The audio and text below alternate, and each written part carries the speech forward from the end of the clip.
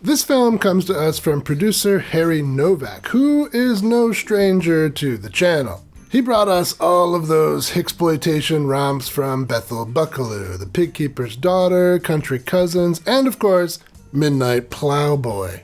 He's also the producer who brought us some of William Rossler's sexploitation offerings like Mantis and Lace, Suburban Pagans, and The Agony of Love, which featured the lovely Pat Barrington. Many of the films I just listed are quirky and weird in one way or another, but none of them are as demented as this one. You're gonna love it.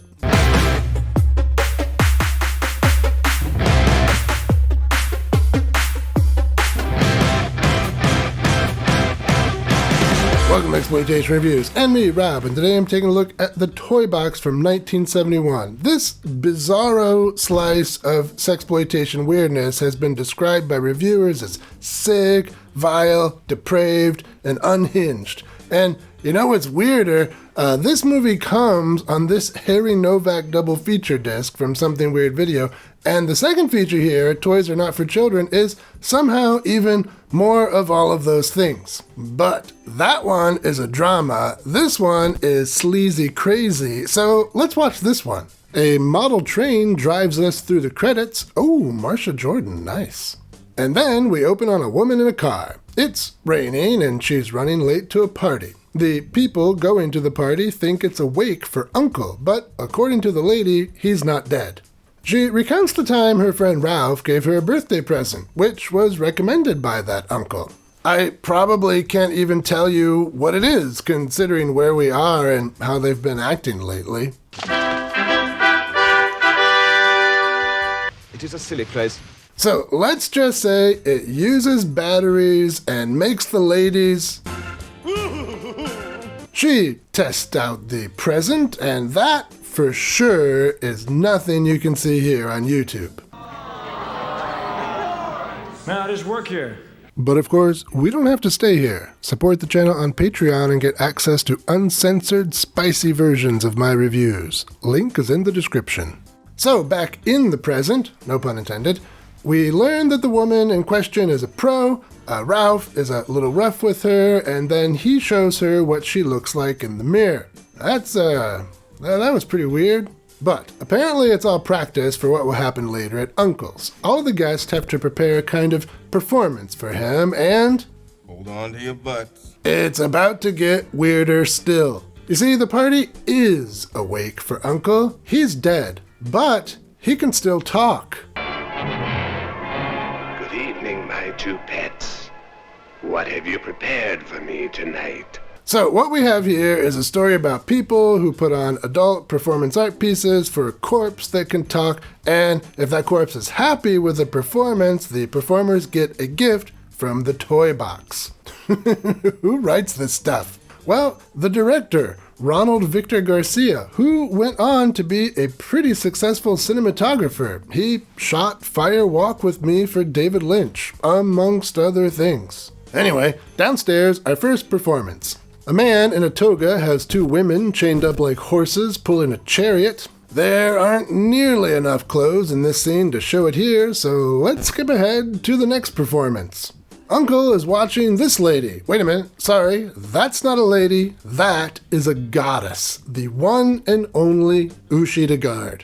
She has a ghostly hand in a box. It wants to play, but she's tired. Well, the ghost isn't going to take no for an answer, and you know what that means.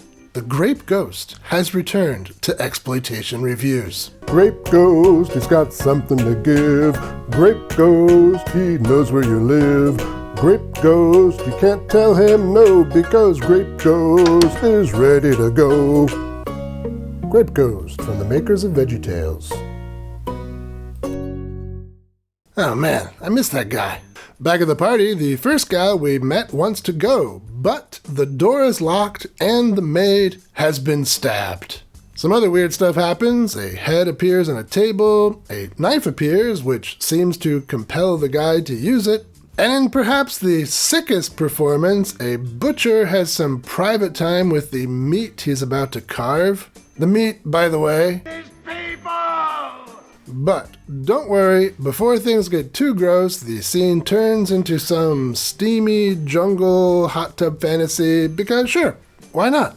Eventually, the first couple try to convince the partygoers that there is something nefarious going on, but the guests don't believe them. So, is there something nefarious going on, or is it all part of Uncle's sick game? Is he really even dead? Well, that's enough out of me as far as plot goes. Let's talk some highlights.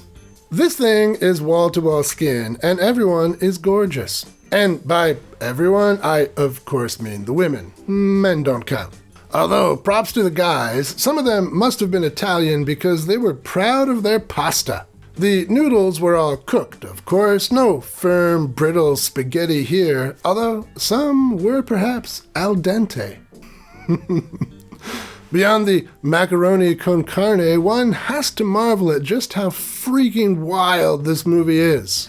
Structurally, it's similar to other sexploitation films, which play out as a mostly plotless series of events, but here, the series of events is insane, and the story that wraps them all together is completely insane.